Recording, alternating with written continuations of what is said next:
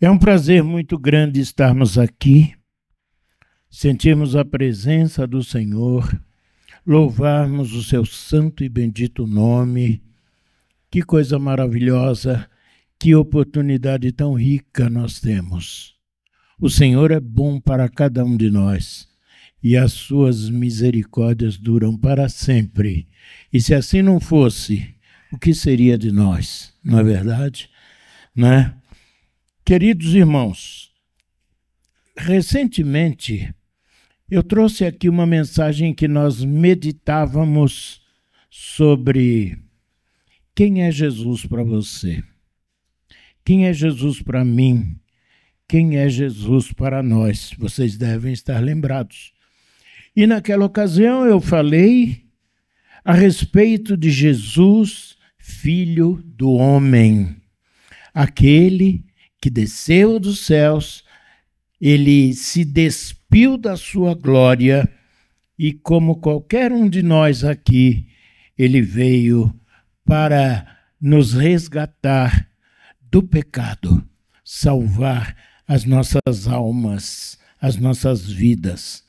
E esse Jesus que desceu do céu para nos resgatar, entregou totalmente a sua vida. E nós falamos também naquele dia que o profeta Isaías disse que, olhando nós para ele, nenhuma beleza víamos. Nós que andamos tanto atrás das belezas dessa vida, na verdade, tá? Todos nós, isso é próprio de nós. De repente, lemos um trecho de uma profecia muito anterior ao Senhor Jesus, 700 e tantos anos antes, dizendo, olhando nós para ele, nenhuma beleza víamos. Ora, os nossos olhos, eu digo nossos, porque é de todo ser humano, costumam olhar de uma maneira meio esquisita para pessoas que às vezes não se apresentam tão agradáveis à nossa vista, não é verdade?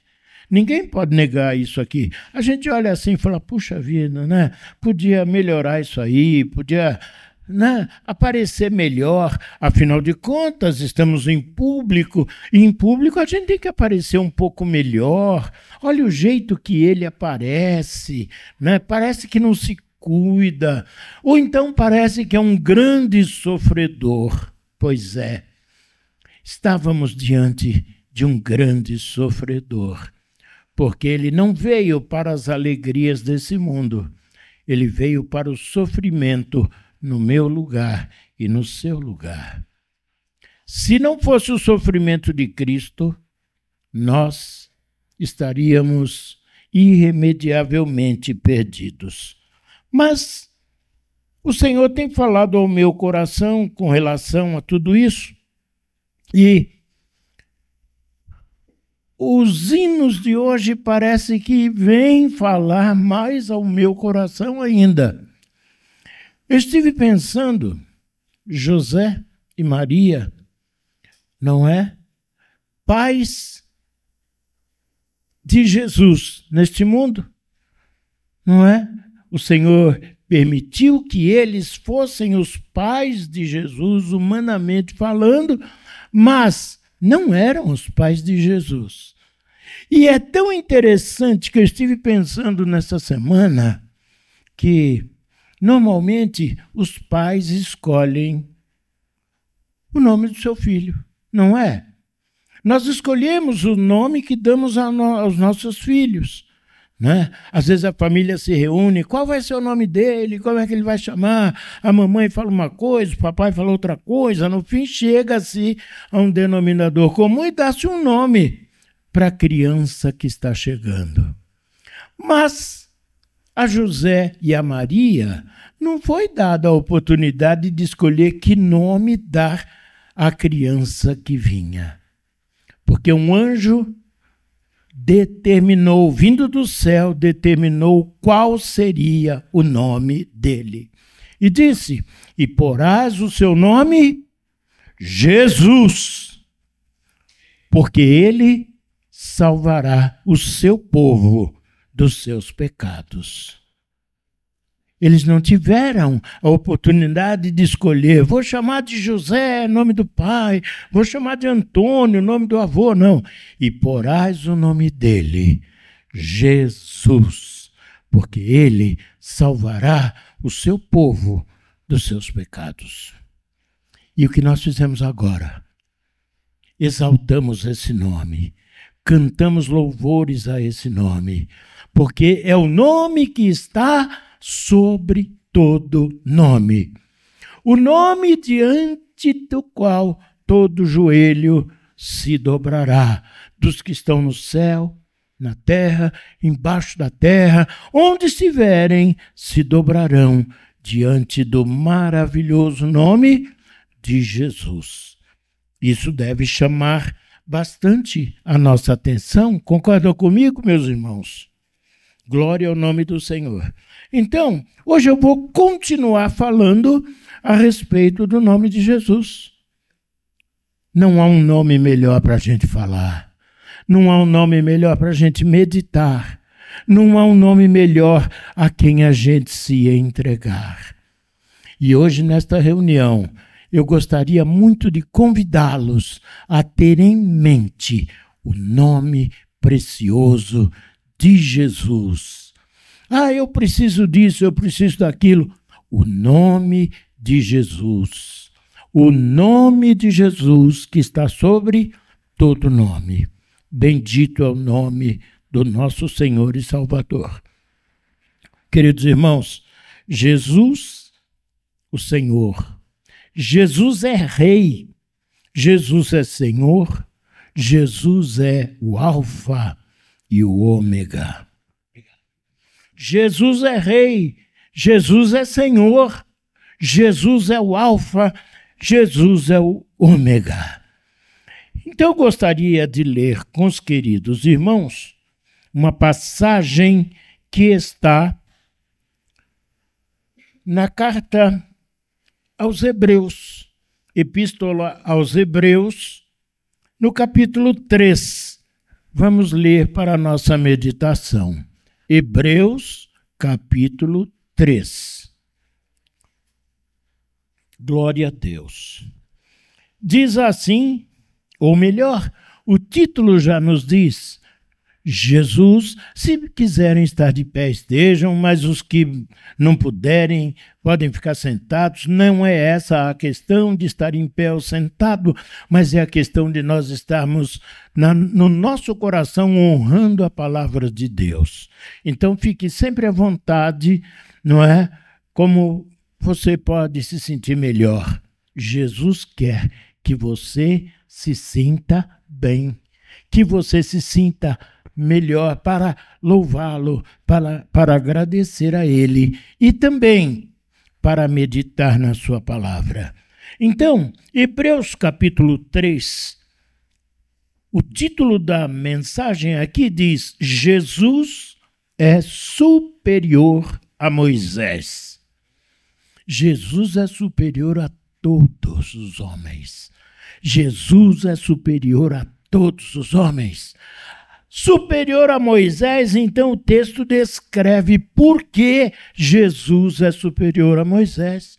Vejamos então, diz assim, na versão que eu estou lendo, que é a NVI, diz assim: portanto, santos irmãos, participantes do chamado celestial, fixem os seus pensamentos em Jesus, apóstolo e sumo sacerdote que confessamos. Glória a Jesus. 2.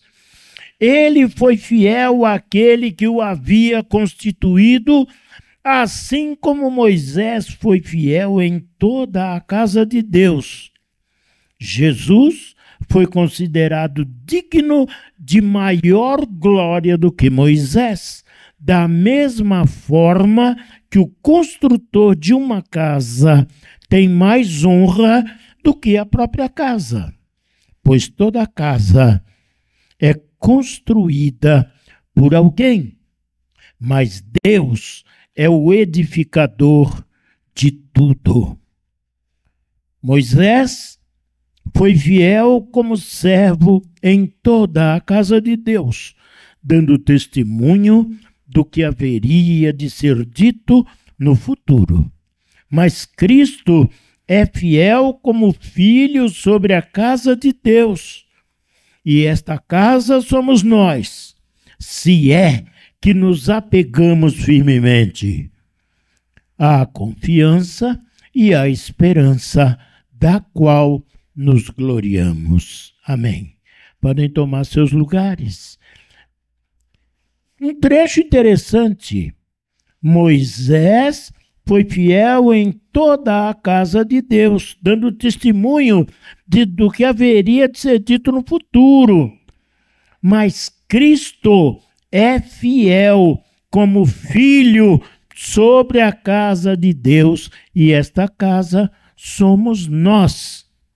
Se é que nos apegamos firmemente à confiança e à esperança da qual nos gloriamos. Amém. Interessante, queridos irmãos. Olha, preste atenção que nesta manhã o Senhor me leva novamente a conferir com os irmãos nas páginas da Escritura Sagrada algumas preciosas informações a respeito do nosso maravilhoso Redentor, o Senhor Jesus Cristo. Glória ao nome do Senhor. O Senhor, o qual se deu em sacrifício vicário na cruz em nosso lugar. Porém, nós sabemos que a morte não o derrotou, pois ele ressuscitou no terceiro dia, vencendo a morte. Quem poderia vencer a morte, senão o Senhor, vencendo a morte?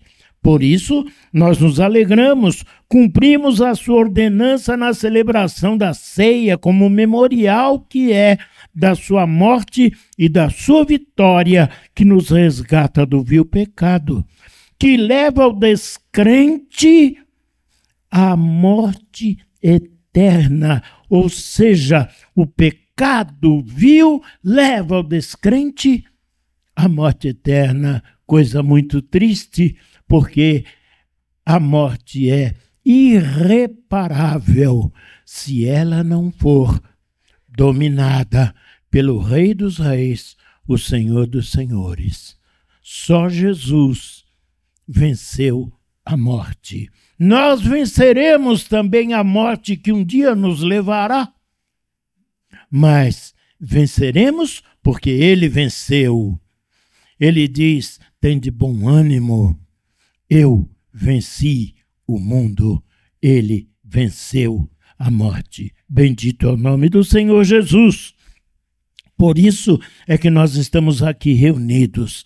Assim nós glorificamos o Cristo, o Cordeiro de Deus ressurreto, por intermédio de quem nós recebemos o dom da vida eterna. Nós sabemos de fato quem é Jesus, como eu havia perguntado. Será que nós sabemos de fato quem é Jesus?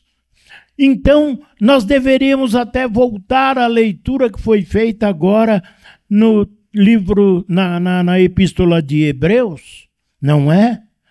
Jesus é maior que Moisés. Ele é o Filho de Deus, ele é Deus, ele é o Senhor. E o que é interessante, meus queridos irmãos, é que Jesus se identifica como o Alfa e o Ômega. Jesus se identifica no Antigo Testamento como Alfa e Ômega. Não é só lá no Novo Testamento, quando ele diz eu sou o Alfa e o Ômega. Já disse isso lá no começo. Lá no Antigo Testamento. Os textos do Antigo Testamento, meus irmãos, não estão relacionados à língua usada no Novo Testamento, que é o grego. Então, no Antigo Testamento, que foi escrito em hebraico e em parte também pelo aramaico, pode perceber que nem essa particularidade da diferença de idiomas altera aquilo que Jesus é. Nem as diferenças idiomáticas alteram o que Jesus é, porque Ele é. Ele é imutável. Glória ao nome do Senhor. Ora, isso não frustra a diferença de linguagem, não frustra a triunidade do Senhor. Também não frustra a eternidade divina. Jesus é Senhor eterno. Ele vive e reina para sempre, eternamente. Deus é triuno e é também eterno, sempre eterno. A eterna divindade do Pai, do Filho e do Espírito Santo é uma eternidade indiscutível. Todos nós sabemos, não é? Deus é eterno. Glória ao seu santo e bendito nome. A absoluta anterioridade do Senhor, bem como a absoluta posteridade do Senhor, estão registradas em toda a Bíblia. Desde o começo até o final, estão registradas em toda a Bíblia, do Gênesis ao Apocalipse. Dessa maneira, o divino Alfa e Ômega está reconhecido também nas páginas do Novo Testamento, do Antigo Testamento, digo. Isaías capítulo 41 e versículo 4 diz assim: quem operou e fez isto, chamando as gerações desde o princípio? Eu, o Senhor, o primeiro e com os últimos eu mesmo. O primeiro e com os últimos eu mesmo, diz o Senhor, lá no profeta Isaías 41, versículo 4. Se nós formos para o capítulo 44, versículo 6, nós vamos ler o seguinte: assim diz o Senhor, Rei de Israel e seu Redentor, o Senhor dos exércitos. Eu sou o primeiro, eu sou o último, e fora de mim não há Deus. Eu sou o primeiro, eu sou o último, eu sou o Alfa, eu sou o Ômega, já numa mensagem lá atrás para Israel. Nós às vezes não pensamos. Pegamos a expressão que Jesus é o Alfa e Ômega ali, mas não pensamos na profundidade dessa informação. Desde o princípio, desde antes da fundação do mundo, Ele é o Alfa e o Ômega, o nosso Senhor, o nosso Salvador. Ainda em Isaías 48, 12, para Israel: dá-me ouvidos, ó Jacó, e tu, Israel, a quem chamei. Eu sou o mesmo, eu o primeiro, eu também o último. Temos que louvar o nome do Senhor e entender nos nossos corações. Não há temor, não há temor. Nós vivemos tempos aí de temor, de desequilíbrio em tudo, tudo.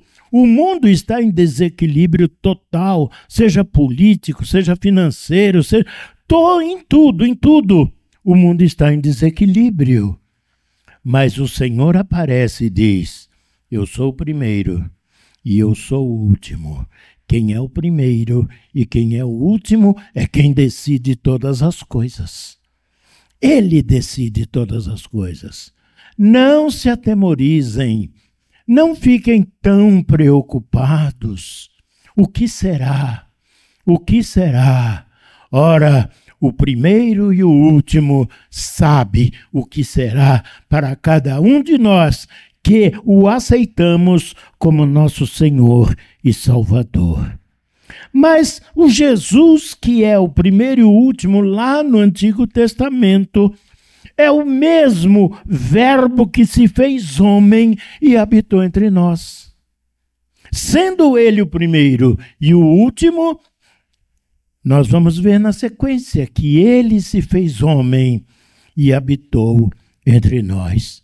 Ora, na primeira carta de João, capítulo 1, versículos de 1 a 3, nós vamos ler o seguinte: o que era desde o princípio, o que ouvimos, o que vimos com os nossos olhos, o que temos contemplado e as nossas mãos tocaram da palavra da vida, porque a vida foi manifestada e nós a vimos e testificamos dela e vos anunciamos a vida eterna que estava com o Pai e nos foi manifestada.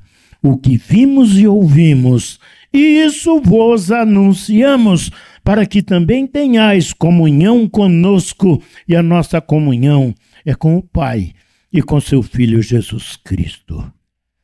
Ainda no Evangelho, agora no Evangelho de João, capítulo 1, de 1 a 3.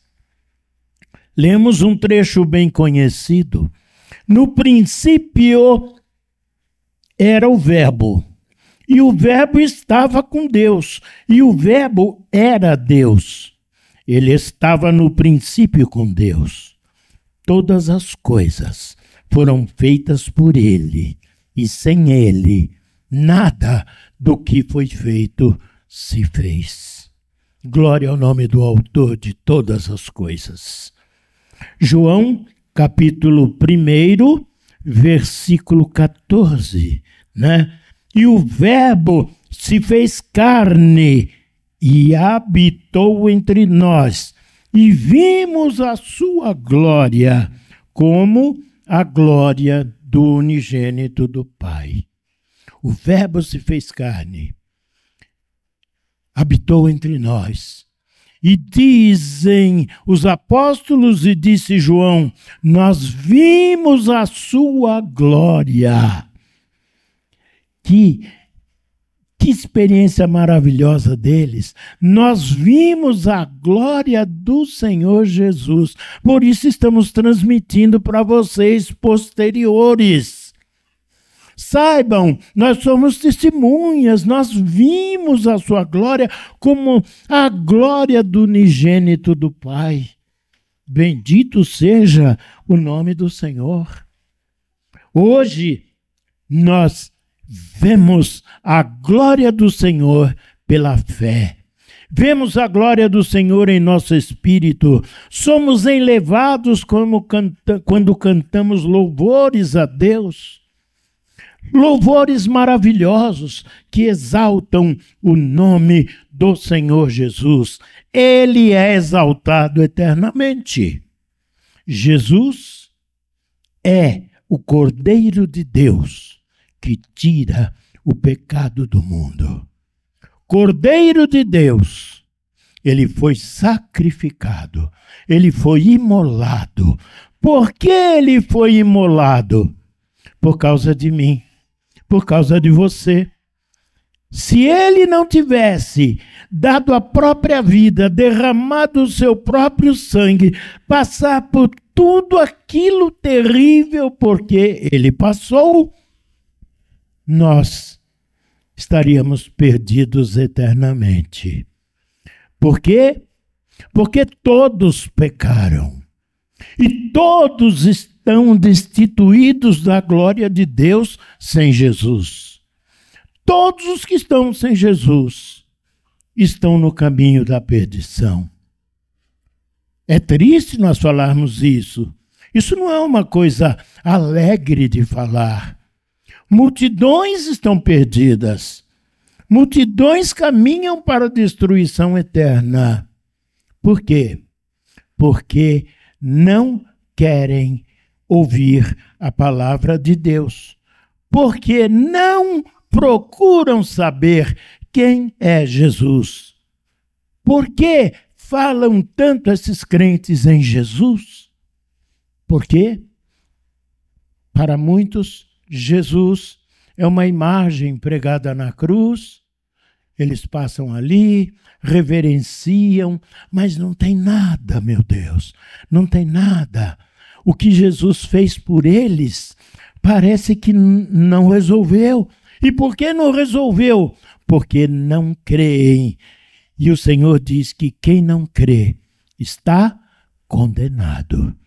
Jesus é o Cordeiro de Deus que tira o pecado do mundo. Isaías 53, versículo 7 nos diz: Ele foi oprimido e afligido, mas não abriu a sua boca.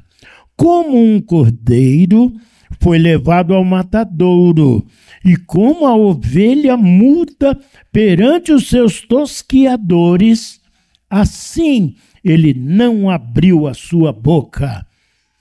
Está no versículo 10.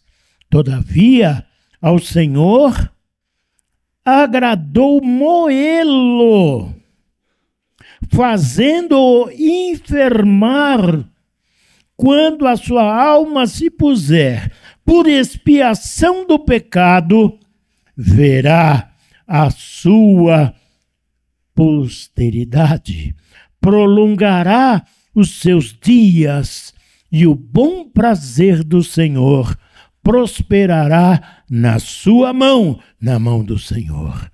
Bendito é o nome do Senhor Jesus. Como eu disse, que o seu aspecto físico não era atraente às pessoas, mas ele veio para sofrer no meu e no seu lugar.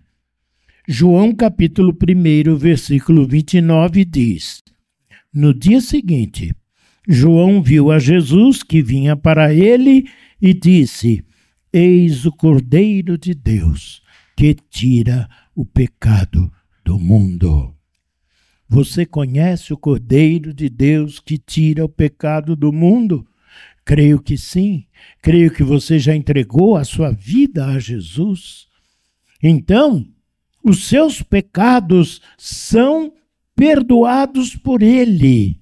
Mas aí, depois de perdoado, eu não peco mais? Eu continuo pecando.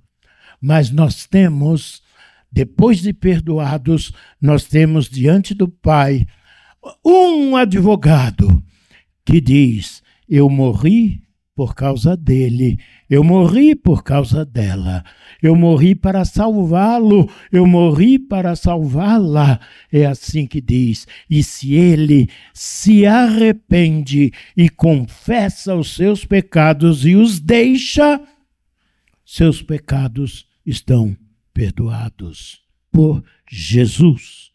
Glória ao nome do Senhor, o Cordeiro de Deus que tira o pecado do mundo. O Espírito Santo também levou Pedro a fazer uma confissão tão importante. Jesus perguntou para os discípulos: vem cá, fala para mim, o que o pessoal por aí fala a meu respeito? Cada um falava uma coisa, não é? Dizem que tu és Elias que voltou, tu és Moisés, tu és fulano. Jesus nem ligou para isso, nem ligou. Jesus aproveitou a ocasião para instigar os dele e disse: e vocês? O que vocês acham? O que vocês dizem de mim? E a sensação que eu tenho quando leio é que eles ficaram meio tímidos. Mas o Espírito Santo usou Pedro e disse assim: tu és o Cristo, o Filho do Deus vivo. Que maravilha! Foi Pedro que descobriu? Não, o Espírito Santo falou por ele e todos então provavelmente ficaram espantados. Ele é o Cristo, ele é o Messias, o Filho do Deus vivo. Essa confissão de Pedro é marcante, é importante, porque Jesus provocou que essa confissão acontecesse, para que ele se revelasse às pessoas. Jesus não era qualquer um que andava por aquelas estradas fazendo bem. Todo mundo acha que é assim. Ah, Jesus foi um bom homem, não é, irmão? Jesus foi um bom homem. Ele andava, fazia o bem, ele tinha poder, ele curava as pessoas, ele alimentava o pessoal com multiplicação de pão. Olha, ele foi um homem muito bom. Ele foi um homem especial, muito bom. E para aí. Jesus não veio aqui para distribuir pão. Jesus não veio aqui para mostrar que era muito bom. Não. Tanto que ele disse para aquele que o interrogou: por que me chamas bom? Por que me chamas bom? Você não tem razão nenhuma para me chamar de bom. Eu não vim aqui para ser bom. Eu vim aqui para salvar a sua vida, para salvar a sua alma. Porque Pedro falou naquela reunião: eu sei quem tu és. Tu és o Cristo, o Filho do Deus vivo. Bendito seja o nome do Senhor. Glória a Deus. Estou caminhando para o final. Jesus se identifica a si mesmo como ômega. Eu comecei dizendo que Jesus é o alfa e o ômega já lá no Gênesis. Mas aqui nós vamos ver Jesus de própria voz se identificando como alfa e ômega. Eu não preciso explicar que a palavra alfa é o nome da primeira letra do alfabeto grego. E não preciso explicar que a palavra ômega é a última letra desse alfabeto. É como temos a letra A no alfabeto e a letra Z. Todos nós sabemos qual é a primeira letra do nosso alfabeto e qual é a última. Mas isso é metafórico, então, porque a primeira letra do alfabeto vai significar o quê? Em termos de alfabeto, não existe nada anterior. Antes de Jesus, nada. Nada. Ele é o princípio. Ele é o início de tudo, então ele é o alfa. Mas também é ele quem terminará todas as coisas, inclusive esse século que nós estamos vivendo. Esse século que nós estamos vivendo não está solto por aí, não. Está no controle dele. E ele sabe quando encerrar tudo isso. E nós, por causa do Espírito Santo de Deus que nos ensina, sabemos o que nos acontecerá no final de todas as coisas. Muitos vivem sem esperança. O que será? O que será? Como vai ficar? E esse governo? E não sei o quê? E como é que vai ficar isso? Meu Deus do céu! Será que nós vamos viver num país que passa fome? Será que nós vamos perder casa? Vamos perder carro? Perca o que quiser perder. Se você sabe o fim de todas as coisas. E o fim de todas as coisas está nele, como o começo também. Glória ao nome do Senhor, glorifiquemos ao Senhor por isso. Ele mesmo então se identifica como alfa e ômega. Ele diz em Apocalipse capítulo 1, versículo 8: eu sou o alfa e o ômega, o princípio e o fim, diz o Senhor, que é, que era e que há de vir, o Todo-Poderoso. Olha que informação maravilhosa. Não está dizendo, eu sou o Senhor que é, que era e que será. Não, não precisa. Não precisa. Por que não precisa? Porque ele afirma que há de vir. Você está esperando a vinda do Rei? Você está esperando que Jesus, de fato, venha buscar a sua igreja e levá-la consigo, a igreja que ele comprou com o seu sangue precioso? Olha o valor que você tem para o Senhor. Não desanime, prossiga, continue, deixa as lutas, deixa as decepções, deixa os problemas todos, porque nós sabemos em quem temos crido e ele virá. Então, veja bem, aquele que é, aquele que era e aquele que há de vir, diz o Todo-Poderoso. Em Apocalipse 22, 12, 13 também temos: eis que cedo venho, e o meu galardão, quer dizer, o meu prêmio está comigo para dar a cada um segundo a sua obra. Eu sou o Alfa e o Ômega, o princípio e o fim, o primeiro e o derradeiro. Ele virá. E o prêmio, o nosso prêmio, o meu prêmio, o seu prêmio, está com ele. E ele virá para entregar a cada um de nós, segundo as nossas obras. Como é que nós vivemos a vida cristã? Como é que nós vivemos a vida de crentes? Será que nós somos crentes dominicais? Será que nós somos crentes dentro da igreja? Saímos, nós somos como qualquer outro por aí? Lembre bem, há um prêmio para aqueles que honram o nome do Senhor Jesus em todos os lugares. Bendito é o nome do Senhor. Ele é o Alfa, então, mas ele é o Ômega, porque diz o quê?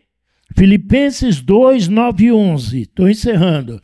Filipenses 2, 9 a 11 diz assim: por isso também Deus o exaltou soberanamente e lhe deu um nome que é sobre todo nome, para que ao nome de Jesus se dobre todo joelho dos que estão nos céus, na terra e debaixo da terra, e toda língua confesse que Jesus Cristo é o Senhor, para a glória de Deus Pai. Jesus é Senhor, porque convinha que aquele para quem são todas as coisas e mediante de quem tudo existe, trazendo muitos filhos à glória, consagrasse pelas aflições o príncipe da salvação deles.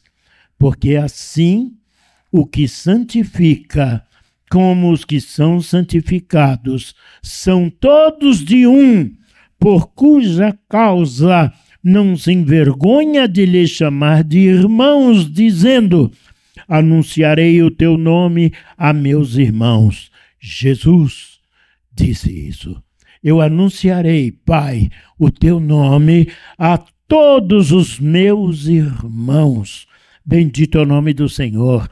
Cantar-te-ei louvores no meio da congregação. E outra vez, porei nele a minha confiança. E outra vez, eis-me aqui a mim e aos filhos que Deus me deu. E visto como filhos, participam da carne e do sangue, também ele participou das mesmas coisas, para que, pela morte, aniquilasse o que tinha o império da morte, isto é, o diabo, e livrasse todos os que, com medo da morte, estavam por toda a vida sujeitos à escravidão.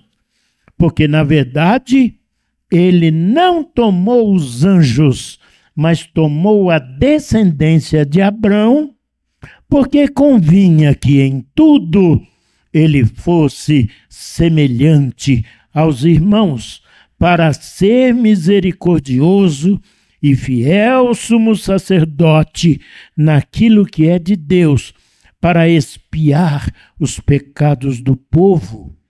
Porque naquilo que ele mesmo, sendo tentado, padeceu, pode socorrer aos que são tentados.